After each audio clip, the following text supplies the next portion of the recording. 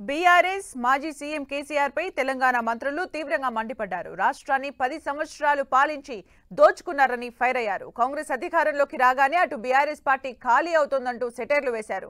ప్రజల ఆశీస్సులు ఉంటే మరో 10 సంవత్సరాలు సేవకులుగా ప్రజలకు మంచి చేస్తామని మంత్రులు హామీ ఇచ్చారు. 10 సంవత్సరాలు అనేక మంది యువకులు ఉద్యోగాలు రాక ఉపాధి లేక రోజు ఇవాళ ఉద్యోగం ఇస్తాం రేపు నోటిఫికేషన్ ఇస్తామని ఆశల పల్లకిలో ముంచి కోచింగ్ సెంటర్ల చుట్టూ తిప్పిర్రు. కానీ కాంగ్రెస్ ప్రభుత్వం వచ్చిన వెంటనే దాదాపుగా 30,000 జాబ్స్ ఈ రోజు వరకు ఇవ్వడం జరిగింది.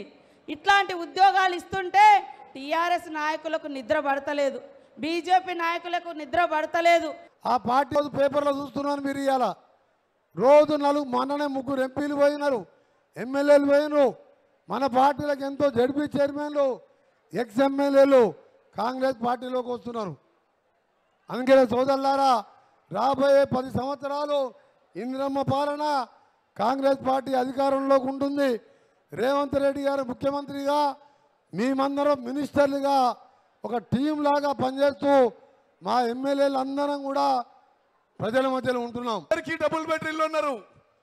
ఒకనాడు మేము ఇందిరమ్మ ఇల్లు ఇచ్చినప్పుడు, నేను హౌసింగ్ మంత్రి ఇల్లు ఇచ్చినప్పుడు ఈ కేసీఆర్ కాంగ్రెస్ వాళ్ళుగా వచ్చే ఇల్లు డబ్బా ఇల్లు, బిడ్డాలు ఎక్కడ పండుకుంటారు, కొడుకు కోడలు ఉంటారు, గొర్రెలు బర్రెలు ఎడగట్టేస్తారు అడిగిండు. 10 ఏళ్ల పాటు గత ప్రియాదర్శ ప్రభుత్వం ఇళ్ల పథకంలో డబుల్ బెడ్రూమ్ ఇల్లని అందరినీ మోసం చేసిన విషయం ఒక్కసారి నేను గుర్తు చేస్తున్నా.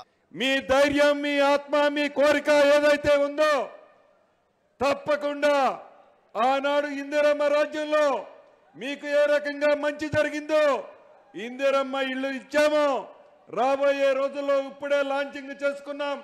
గౌరవ ముఖ్యమంత్రి గారి చేతుల మీదుగా 5వ అంశాన్ని, వీటన్నిటినీ మీ గుమ్మానికి చేర్చే బాధ్యత మీ సేవకులుగా, మేము నాయకులం కాదు, మీ దీవెనలతో ఈ పదవుల్లో మేమందరం ఉన్నాం.